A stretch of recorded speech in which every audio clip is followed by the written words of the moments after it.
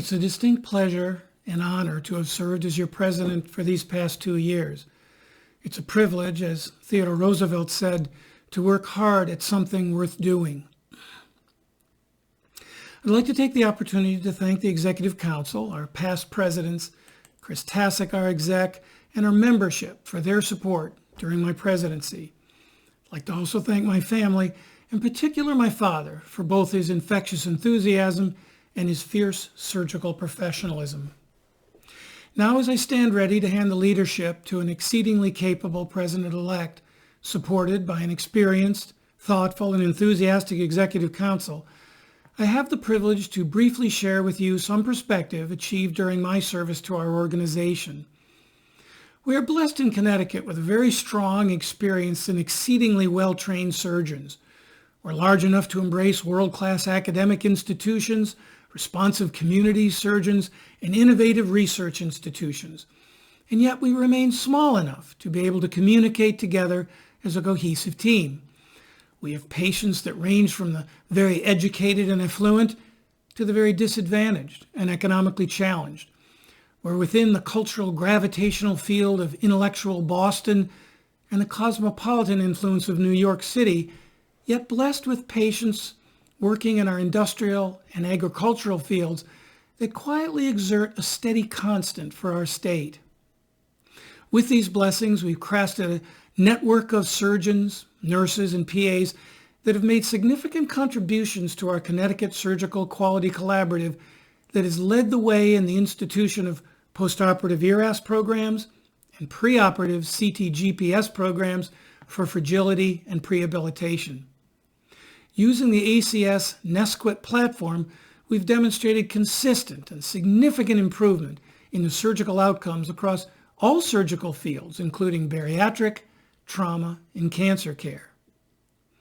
The CT-GPS has sponsored colleagues that are gifted, enthusiastic, and successful in working with legislators here in Connecticut to craft regulation and legislation which benefit our patients and the care they receive in our hands. But along with these blessings come great challenges. In our own inner cities, we're faced with economic disparity and public health challenges that rival those seen in developing nations.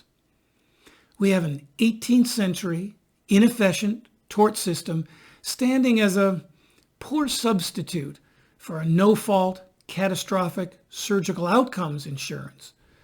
This cumbersome and expensive tradition of tort resolution of medical maloccurrence unequivocally discourages innovation, recruitment of surgical talent, and precipitates early retirement of needed medical talent at a time when our elderly populations threaten to swamp our capabilities. We endeavor to learn how to best serve our patients during the seemingly inexorable transition from private practice to the corporatization of surgical care. We search to find ways to preserve professionalism during the impossible scaling up of what has traditionally been the intimate and sacred doctor-patient relationship. We look to learn how to best communicate with politicians that use medical care as a talking point. We are rethinking surgical advertising that diverts surgical referrals and threaten to devalue the quality of surgical care.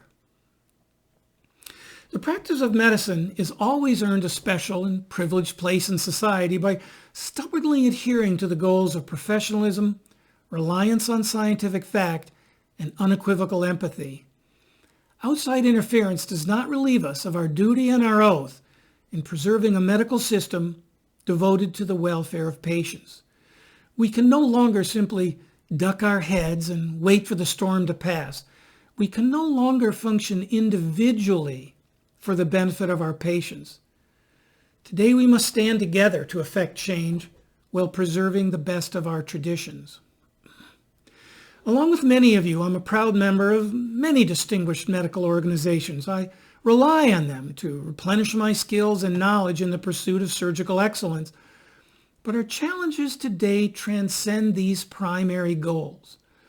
As I look to see alliance with those who can best assist us in the preservation of what's best of our profession, I find no organization better prepared than the American College of Surgeons. It has gathered some of the brightest, most hardworking, and energetic within our profession. However, they cannot achieve our goals alone. Simply paying dues and attending the conferences no longer enough to balance the interfering influences of outside interests. Only with our active participation can we hope to preserve the best of our traditions. As I stand down from leadership, I ask that you give serious consideration to active and rededicated participation with the American College of Surgeons, not only in supporting its goals, but in helping to craft those goals by lending your voice in this time of rapid and often confusing change. Now, during my tenure as president of both your chapter and Quality Collaborative, I've had the privilege of meeting with surgeons throughout the state. Let me share a few dozen of their thoughts, goals, and questions.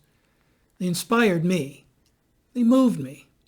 Which of their thoughts have you discussed in the surgical lounge? Which resonate in your soul? 1. Is now finally the time to transition from tort resolution to no-fault outcomes insurance for surgical maloccurrence? Has tort resolution improved or attenuated surgical excellence? 2, are we properly focused on the mental health of our surgeons and our trainees? Is it time to abandon the anachronism of sleep deprivation and stress of surgical training programs? How can we successfully transition from teaching things to teaching how to think when our students are sleep deprived? 3, how do we achieve diversity among surgeons? How do we achieve diversity in our leadership? 4, how has the cost of medical education limited surgical recruitment? 5, how do we adequately evaluate the emotional intelligence of our candidates along with the intellectual intelligence of our candidates?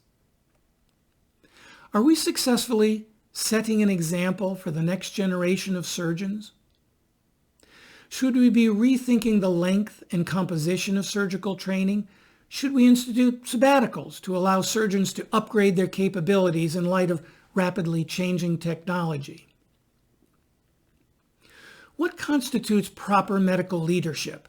A surgeon with bold future vision or one with a cogent response to membership desires? 9, can a computer-driven artificial intelligence truly replace the biologic algorithms of empathy and altruism? Are the surgical quality metrics we're collecting important, challenging, and actionable? 11, is the EMR now simply a billing and legal document? Have we stopped even reading most of the cut and paste EMR for routine surgical care? 12, how has the profit-driven internet interfered with our ability to advise our patients? How can we improve access to our services? What is the future of surgical telemedicine? How will telemedicine affect proper referrals and thorough patient preoperative preparation? 13, has technology from EMR to robotics impacted our services?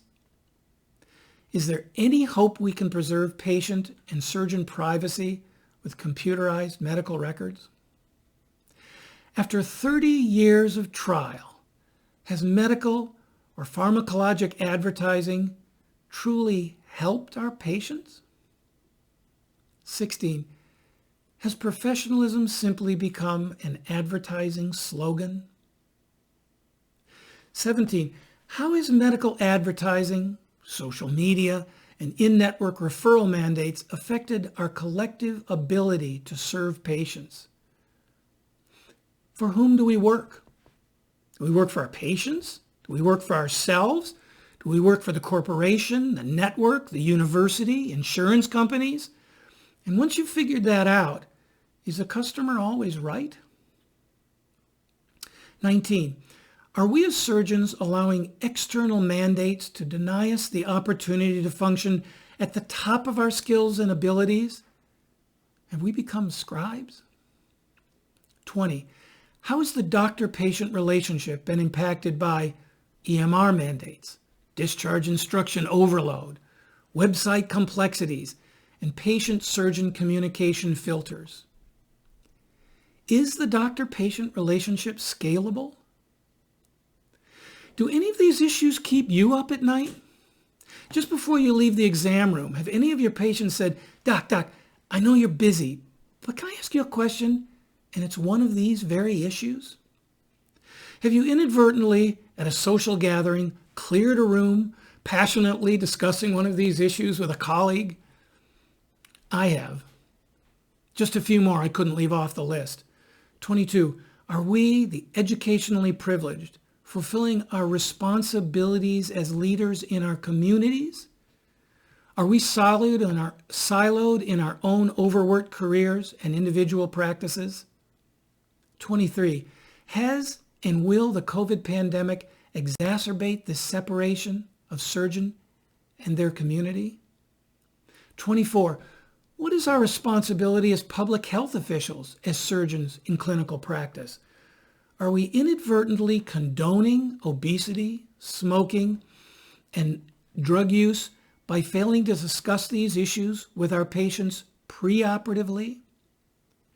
25, has our resistance to the encroachment of professional autonomy caused us to suffer, as Plato says, the deaf ears of the righteous?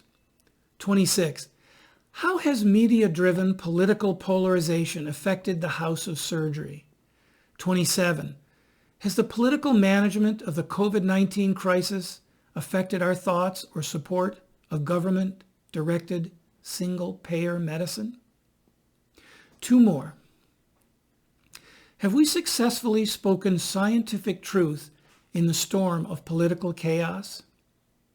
Are we as surgeons the adult at the table? If we don't address these issues, others will. If surgeons don't discuss these issues and work together to articulate a cogent, coherent, and collegial message, others will. If we don't address these issues now, others will.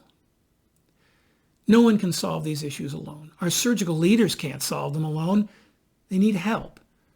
There's just too much at stake and too little time before a new normal is imposed on our patients. Our patients need someone to speak for them. I fear the only ones left to represent our patients is us. Who best know our patients? Who best understands their struggles? Who best can articulate their needs? I ask that you just take one of these challenges. Dig into the debate. Let us help you connect with your colleagues in the college to share your thoughts, your ideas, and your dreams, and together craft a future that gives to our families, neighbors, and friends our very best. I'd like to thank all of you who have helped me serve the surgeons and patients of Connecticut. I'd like to thank our members who have served on committees and on the Executive Council by taking time out of their busy lives to craft programs, create protocols, and communicate with our legislators to advance our profession. I'd like to be the first to thank those now ready to step forward and dedicate their time, energy, and perspective in the privileged pursuit of professional excellence.